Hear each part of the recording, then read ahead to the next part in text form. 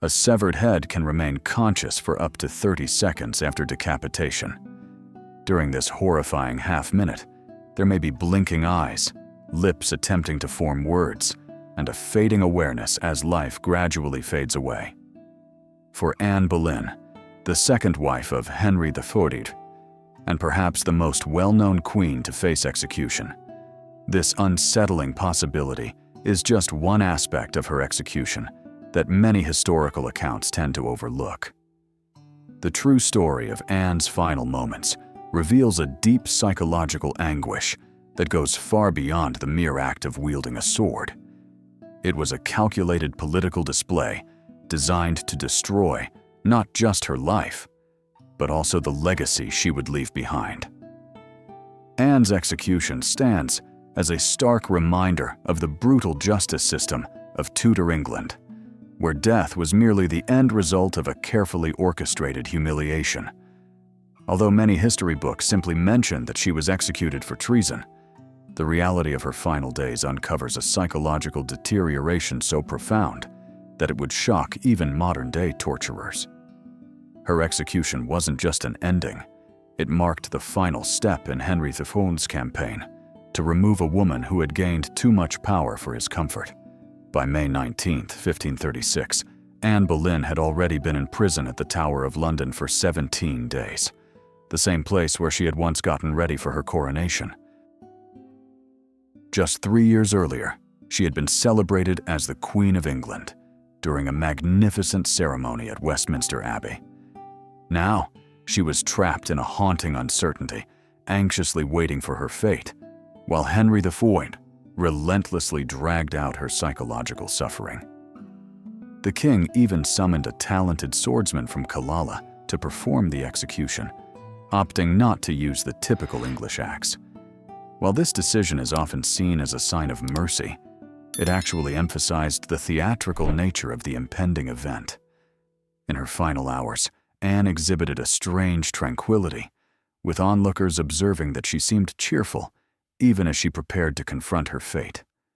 Today's psychologists might call this dissociation, a coping mechanism that activates in times of severe trauma. It's reported that she joked about being referred to as un sans tête, the headless one, which was a twisted way to mask her profound internal battles.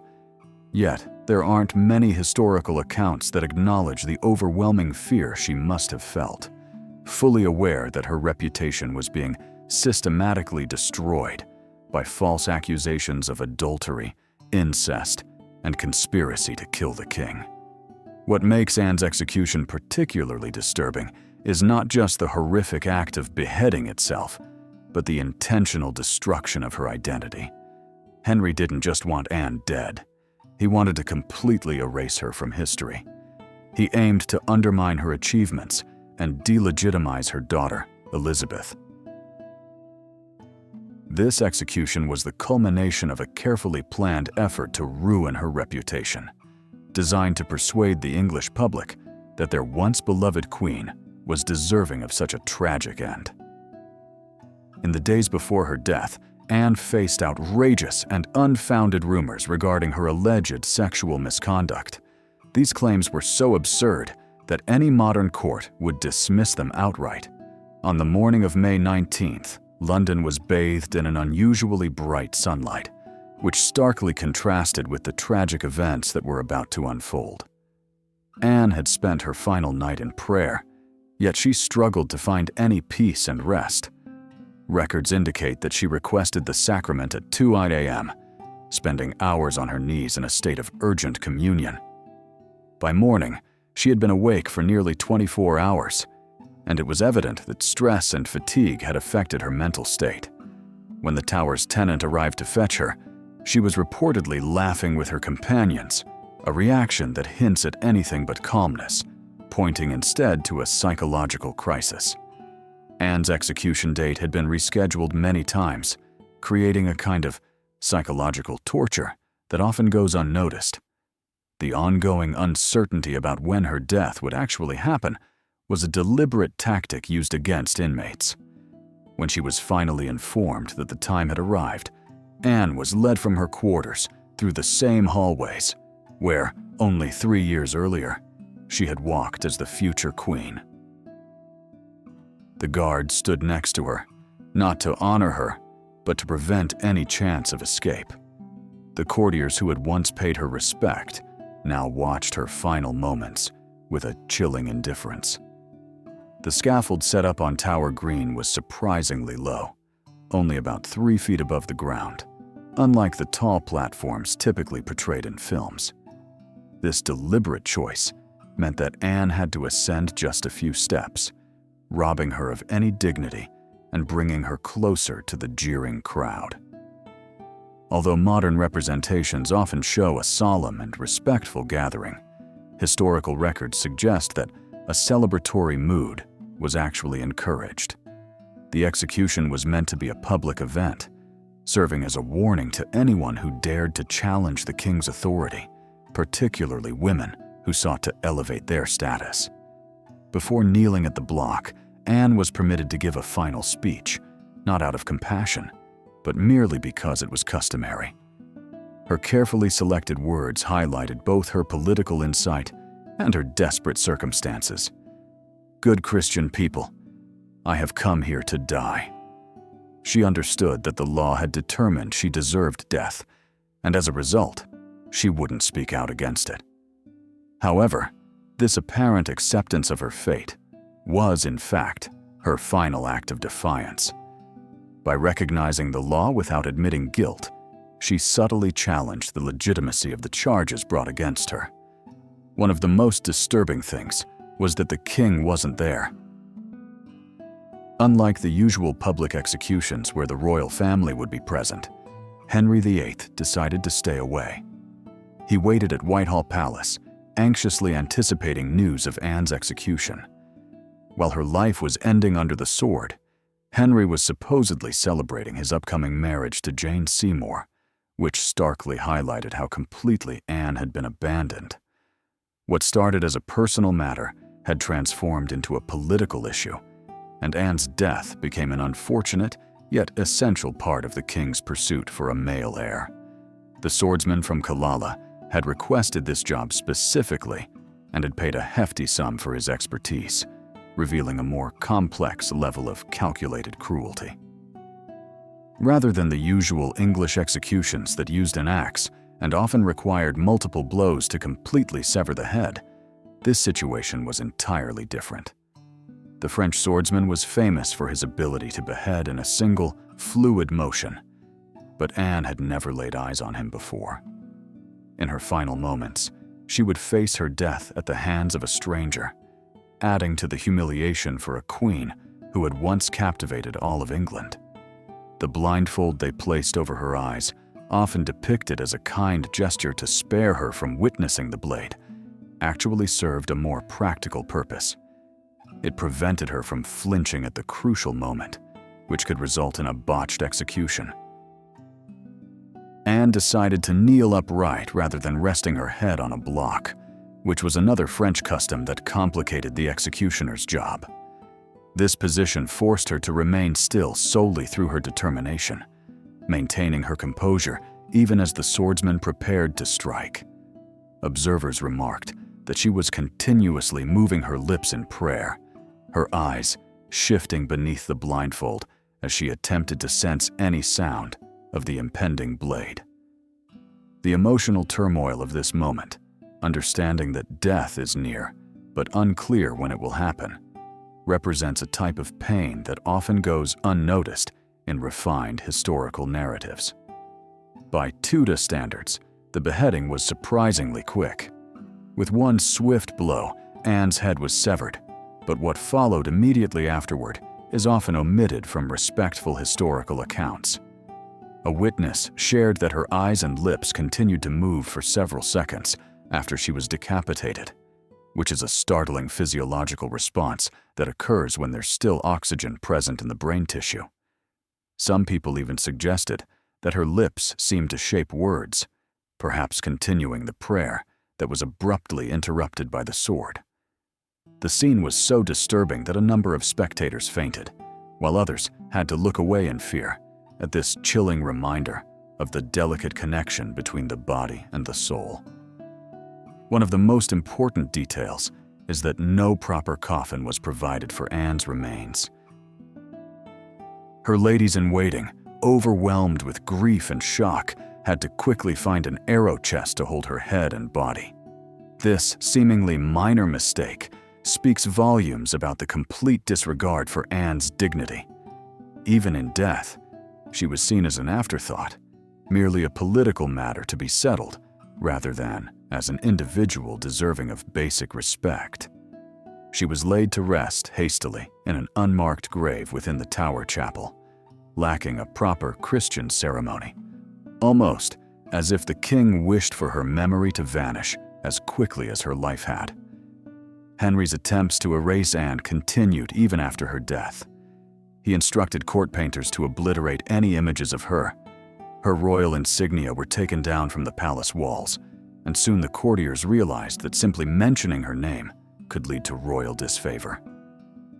Although we usually focus on the execution itself, the systematic elimination of Anne's existence represents a form of violence that extends far beyond her death. It was an attempt to wipe out not just a person, but also her legacy. It took historians centuries to begin the careful work of reconstructing Anne's life from the fragments that endured after Henry's purge. Anne's execution had a profound impact on everyone who had to witness it, particularly her ladies-in-waiting. They faced the grim task of cleaning and preparing her severed head for burial, a responsibility that weighed heavily on them. Fearing association with the Queen's alleged crimes, these women had to perform this horrific duty while maintaining their composure. Many experienced nightmares for years, and at least one decided to join a convent, unable to continue living in the court after such a traumatic experience. The effects of psychological trauma extended far beyond Anne, creating a widespread atmosphere of fear that influenced Henry's court throughout his reign. Immediately following the execution, Anne's daughter Elizabeth, who was still under 3 years old, was declared illegitimate and removed from the line of succession. The girl who was meant to be England's greatest queen suddenly found herself orphaned. With her mother executed and her father openly rejecting her legitimacy, court documents show that Elizabeth quickly lost the fine clothes and attendance that matched her previous status. Her household disintegrated almost overnight. This cruel treatment of a young child adds another dimension to the tragedy of Anne's execution, extending the suffering to her innocent daughter. Many contemporary depictions of Tudor executions miss the vivid sensory details of the moment. The scaffold would have been marked with the blood from earlier executions, swarming with flies in the warmth of May. The crowd's roar, spurred on by supporters instructed to cheer at the Queen's death, created a deafening noise designed to disorient and intimidate her. As she approached Tower Green, she would have heard that uproar growing louder. The jeers and insults came from a public encouraged to view her as a witch and an adulteress. This meticulously orchestrated public humiliation was a key part of Tudor justice. Simply dying was never regarded as sufficient punishment. While popular culture often depicts Anne's last speech as a moment of dignified defiance, historical accounts offer a more nuanced perspective. Her carefully chosen words praising the king as a kind and sovereign lord highlight the impossible situation she was in. Even when facing certain death, Anne struggled to speak her mind. Her ability to express herself was constrained by her concerns for her daughter's future and how the crowd might react. Instead of being able to speak freely, her words revealed the absence of freedom. It was the most profound form of censorship for a woman who realized that even her final words would be passed on to the king and could influence the lives of those she would leave behind. The sword that claimed Anne's life, specially imported from France, underscores the theatricality of her execution. Henry spared no expense in orchestrating a spectacle worthy of a queen's end. Reports suggest that the executioner even honed his skills on animals beforehand, determined to deliver the exact single stroke that would ensure his substantial reward. This detached approach to Anne's death, reducing it to just a technical challenge, underscores the dehumanization that often accompanies state-sanctioned executions. Anne wasn't just executed. She was processed through a system designed to transform human suffering into political messages.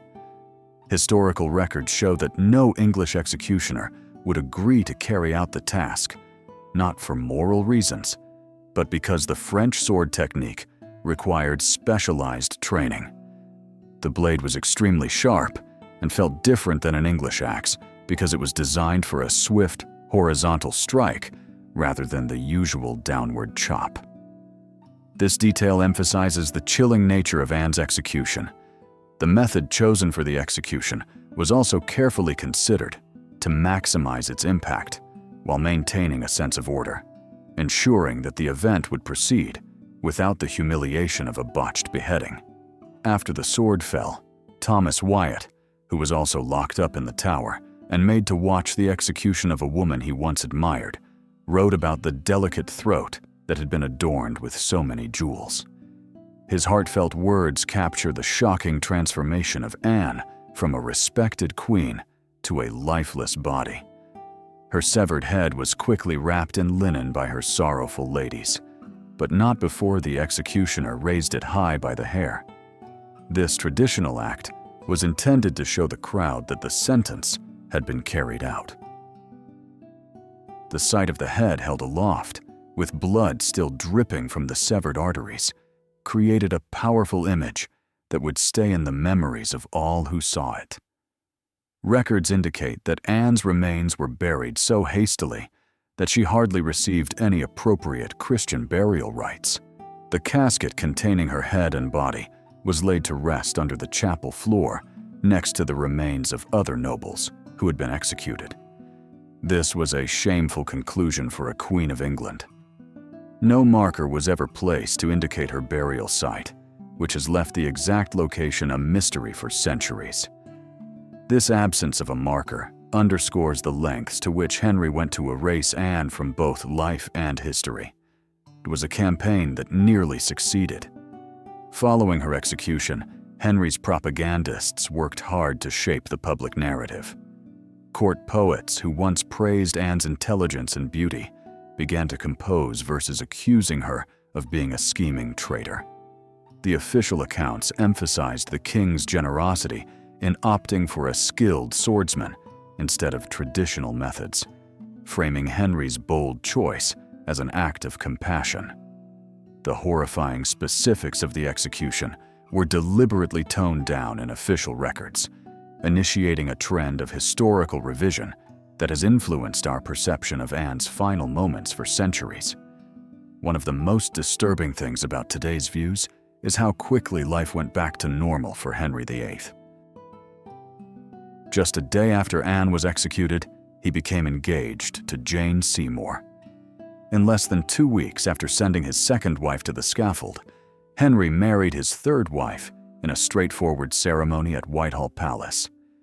This harsh reality reveals that her execution was merely a simple solution to a political dilemma. Since Anne failed to deliver a male heir, she was eliminated and replaced.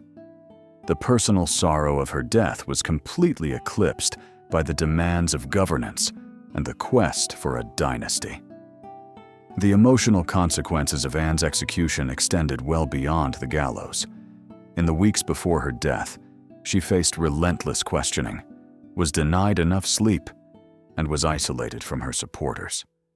Thomas Cromwell, the king's chief minister, who orchestrated the charges against her, employed tactics that closely resemble modern psychological torture, such as creating confusion, depriving her of rest, isolating her, and strategically spreading misinformation. When Anne finally reached the scaffold, she had endured an unyielding mental barrage designed to ensure she wouldn't strongly resist at the final moment. Records from the court reveal that the security measures for Anne's execution were extraordinarily rigorous, far exceeding what was customary even for the most infamous traitors. The number of guards at the tower was raised, and special sentries were stationed all around the fortress. These actions weren't intended to prevent anyone from escaping. Rather, they aimed to ensure that no one could attempt to intervene at the last minute or rally public support against the execution. This display of power had another purpose too. It was designed to intimidate anyone who might sympathize with Anne, compelling them to quietly accept the king's decision. The execution was scheduled for mid-morning instead of the typical dawn, which made it more convenient for a larger number of Londoners to be present. Although Tower Green had limited space for nobles and officials, the tower's height enabled the crowds outside to know when the event concluded. Church bells all over London would chime, signaling the moment of death and acting as a collective acknowledgement of royal power. This situation transformed Anne's private sorrow into a public display. It turned death into a kind of political drama rather than a personal tragedy. One of the most overlooked aspects of Anne's execution is what ultimately occurred to her co-defendants. 5 men, including her brother George Boleyn, were executed just days before Anne. They faced charges of committing adultery with the Queen. Their executions were intended to strengthen the accusations against Anne prior to her own execution, making sure their final words wouldn't contradict the official narrative. This carefully planned judicial killing of 6 people, all convicted, based on nearly identical fabricated evidence, stands out as one of the most brazen acts of state violence in England's history. Centuries later, a purge similar to Stalin's show trials took place. Today, there's a memorial at Tower Green that indicates where Anne was executed, but historical records indicate that the actual scaffold was likely set up in another part of the tower complex. This discrepancy in location reflects how Anne's death has been repeatedly reimagined and shifted, both physically and throughout history, to fit different narratives. The way her execution is depicted in popular culture is a stark contrast to the psychological suffering, loss of dignity, and intentional brutality that marked her final days in May 1536. The real terror of Anne Boleyn's execution goes beyond simply being beheaded. It symbolizes the culmination of a calculated campaign to bring down a woman who had risen too high for the comfort of Tudor society. She didn't just face execution, she was systematically torn apart, her reputation destroyed, her achievements trivialized, and her existence nearly erased from history. When we reflect on the full context of her final days, the emotional turmoil, the public humiliation, the intentional theatrics, and the attempts to erase her legacy, we confront a nightmare that feels far more disturbing than a swift strike from a sword. From a modern psychological perspective, Anne's execution can be seen as an example of manipulation by the state and public slander. The charges brought against her, such as having relationships with multiple men, including her own brother, and conspiring to poison the king, were so absurd that they wouldn't stand in any current courtroom.